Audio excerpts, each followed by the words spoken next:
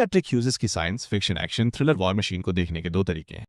कुछ दर्शक इसे एक और आम सर्वाइवल एक्शन फिल्म मान सकते हैं, जबकि कुछ लोगों को ये एटीए के दशक की एक्शन फिल्मों और जोगहे की एक्शन फिल्मों और जोगहे एक्शन फिल्मों खासकर प्रेडेटर की याद दिलाने एड्रेनालाइन रश लग सकती है। हर किसी की अपनी माइनस अपनी राय होती है, लेकिन इस बात से कोई इनकार नहीं कर सकता कि कुल मिलाकर वॉर मशीन काफी मनोरंजक है। एक साधारण लेकिन प्रभावशाली कहानी के साथ, जिसमें एक प्रशिक्षित आर्मी रेंजर एक अलौकिक खतरे से बचने के लिए अपनी जान की बाजी लगाता है, वॉर मशीन साबित करती है कि जब बुनियादी बातें सही तरीके से की जाती हैं तो कम ही काफी होता है। कहानी के बारे में विस्तार से बात करने से पहले यह बताना जरूरी है कि एलन रिचर्डसन द्वारा निभाए गए मुख्य किरदार का नाम पूरी फिल्म में गुमनाम रहता है ओवेंज वन। बाकी केवल 81 के तौर पर ही जाना जाता है और उन्हें केवल 81 के तौर पर ही जाना जाता है, उन्हें जो कि रास में उनका निर्धारित नंबर है। गुमनामी व्यक्ति से ज्यादा सामूहिकता के महत्व पर जोर देती है और यह भी दर्शाती है कि नेता द्वारा अनुभव किए गए त्याग, संघर्ष और आघात एक विशेष अनुभव नहीं है, वे साझा हैं। तो स्पॉइलर चेतावनी के साथ चलिए सीधे फिल्म पे आते हैं। 81 के अतीत के बोझ। संयुक्त राज्य अमेरिका की सेना की कुलीन एक्सल स्पार्टन इकाई के एक पूर्व सदस्य पाई इंजीनियर एटी संयुक्त राज्य अमेरिका सेना रेंजर्स में भर्ती होने के लिए रास्प कार्यक्रम में शामिल होते हैं।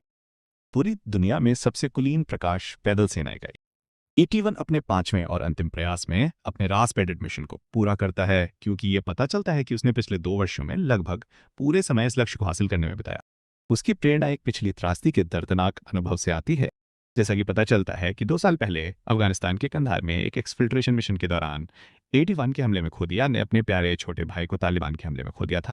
एक सासी भाई ने लंबे समय से सेना रेंजर्स में एक साथ शामिल होने का सपना देखा था, और आखिरी बार जब उन्होंने बात की थी तब 81 अपने भाई की यूनिट को उनके काफिले को रवाना करने में मदद कर रहे थे, तो उन्होंने 81 को उनके साझा सपने की याद दिलाई। तालिबान के हमले में पूरी यूनिट खत्म हो गई और घायल 81 ने अपने मरते हुए भाई को वापस बेस तक ले जाने की पूरी कोशिश की।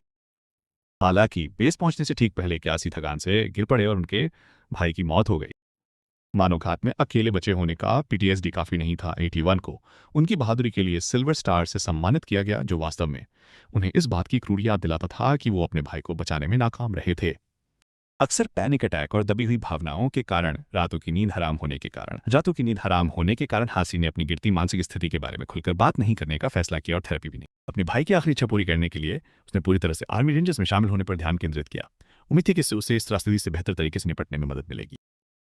रास्प में प्रथम सार्जेंट टूरिस और सार्जेंट मेजर शेरिडन ने 81 के कठोर प्रशिक्षण में उसके त्रुटिहीन प्रदर्शन को देखा और शुरू में उसे नेतृत्व की भूमिका की पेशकश की, जिसे उसने स्वीकार करने से इनकार कर दिया। भावनात्मक संबंध बनाने में अनिच्छुक 81 वैन ने खुद को अपने बैच के बाकी लोगों से अलग कर लिया और एक सदस्य नंबर 7 उसके साथ सहानुभूति रखता है।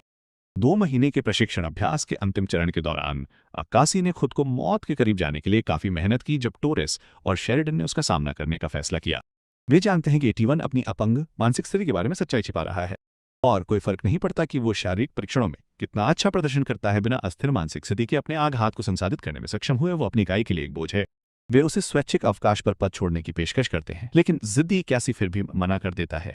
उसके संकल्प को परखने के लिए टोरेस और शेरिडन उसे यूनिट में रखने और डेथ मार्च में भाग लेने के लिए सहमत हो जाते हैं, जो कि रास्प का अंतिम परीक्षण है जिसमें योग्य सदस्यों के साथ शामिल हैं।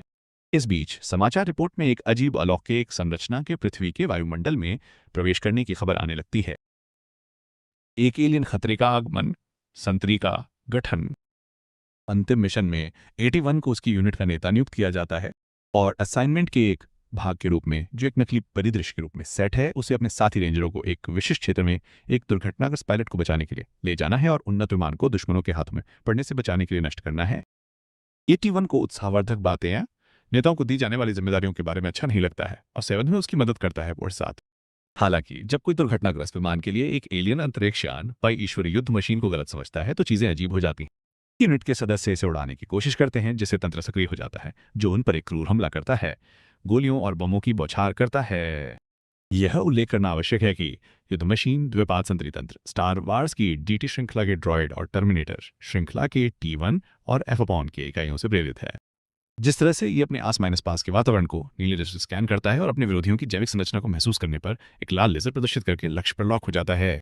यह दर्शकों को तुरंत याओचा उर्फ प्रेडेटर की याद दिलाता है, जो प्रेडेटर के सर्वोच्च विदेशी शिकारी थे जिससे फिल्म प्रेरित हुई। तंत्री में अपने विरोधियों द्वारा की गई आवाजों को रिकॉर्ड करने के लिए शोर को फिल्टर करने की क्षमता भी है, बिल्कुल एक क्वाइट प्लेस के मौत के दूतों की तरह। जिस तरह से ये अजेय हत्या मशीन अपने विरोधियों को खत्म करने के लिए पूरे जंगल में उत्पात मचाती रहती है, उसमें जेनोमॉर्फ का एक मजबूत संदर्भ पाया जाता है।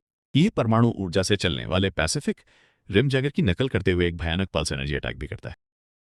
उनके पास कोई लाइव राउंड नहीं है। यूनिट व्यावहारिक रूप से एक ऐसे दुश्मन के सामने बैठे हुए बत्तख की तरह है जो इतना खतरनाक है क्योंकि उनमें से अधिकांश सदी के पहले हमले के बाद क्रूरता से मारे जाते हैं।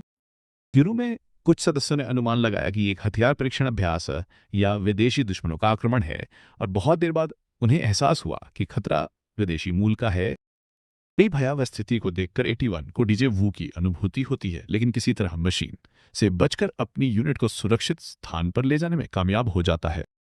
7 पैर में गंभीर रूप से घायल हो जाता है, जिससे बचे हुए यूनिट के सदस्य उसे उठाकर ले जाते हैं, जबकि मशीन द्वारा पकड़े जाने से बचने की पूरी कोशिश करते हैं।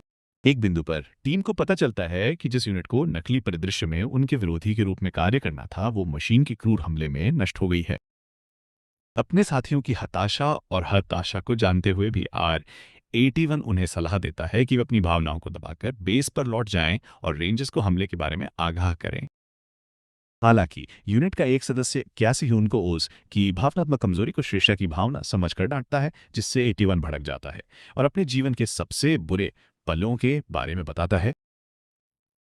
भावनाओं के इस तरह बाहर निकलने से वो अपने यूनिट के सदस्यों के साथ घुल मिल जाता है और वे उसे एक ऐसे इंसान के तौर पर देख पाते हैं जो उसका पीछा कर रहा है, लेकिन वो एक कमजोर इंसान है जो हार्ड माइनस मास का बना हुआ है। साथ मिलकर टीम एक गार्डियन बख्तरबंद गाड़ी को सक्रिय करने और लाइव राउंड हासिल करने में कामयाब हो जाती है।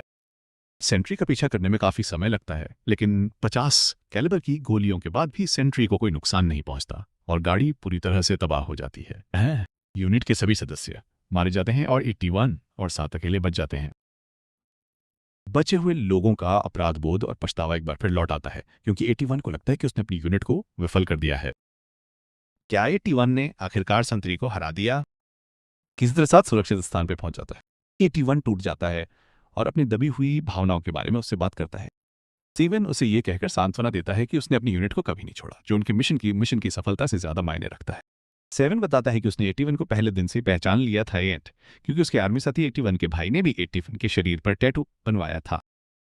स्टीफन 81 की मानसिक स्थिति को देखते हुए उसकी मदद करने की कोशिश की, लेकिन उसने बाकी दुनिया से दूरियां बना ली थी। ये खुलासा 81 को एक नए उद्देश्य की अनुभूति देता है, क्योंकि 7 को बचाकर वह अपना उद्धार पाना चाहता है। एक योजना के तहत AB1 सेंचुरी के लिए एक जाल बिछाता है और उसे एक खदान में ले जाता है, जहां वो एक निर्माण वाहन का उपयोग करके मशीन पर घात लगाता है और उसे एक कोने में धकेल देता है। मशीन के रेडिएटर में बजरी और पत्थर डालकर 81 एक आंतरिक दहन प्रक्रिया को मजबूर करता है, जिससे मशीन ओवरहीट हो जाती है और नष्ट हो जाती है। अंततः हत्यारे मशीन को खत्म करने के बाद अर्शविनेत को वापस बेस पर ले जाता है और सीखता है कि सदियों के नेतृत्व में वैश्विक आक्रमण कैसे शुरू हो चुका है। वैश्विक 81-7 को अलविदा कहता है, यह जानते हुए कि उसकी उपस्थिति उसे अनसुलझे आघात से उबरने और रेंजर के रूप में अपने उद्देश्य को समझने में कितनी महत्वपूर्ण थी। ये 81 संतरी को मारने की अपनी रणनीति साझा करता है, जो निश्चित रूप से अलौकिक खतरों के साथ आगामी वैश्विक युद्ध में महत्वपूर्ण साबित होने वाला है। सार्जेंट मेजर शेरिडन 81 को उसकी सफलता के लिए बधाई देता है और उसके भाई के निधन पर अपनी संवेदना व्यक्त करता है। पिछले 24 घंटों की परीक्षा से थके और परेशान होने के बावजूद 81 एक बार फिर एक नए मिशन पर निकल पड़ता है। इस बार वह रेंजरों की एक इकाई का नेतृत्व करते हुए उदाहरण पेश करता है और उन्हें एक सरल लेकिन प्रेरक भाषण के साथ प्रेरित करता है। आखिरकार 81 को एक रेंजर के हेलीकॉप्टर में सवार होकर संकटग्रस्त क्षेत्र की ओर जाते समय गहरी नींद आ जाती है। सीक्वल की संभावनाएं।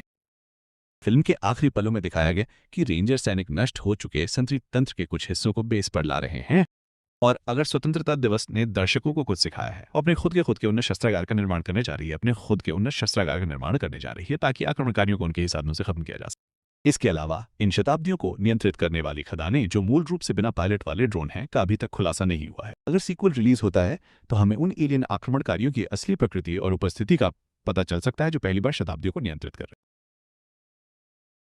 इस वीडियो को देखने के लिए धन्यवाद और नीचे कमेंट सेक्शन में अपने विचार साझा करें। लाइक बटन दबाएं और सिनेमा और सीरीज की अपनी दैनिक खुराक के लिए हमारे चैनल को सब्सक्राइब करें। मिलते हैं अगले में।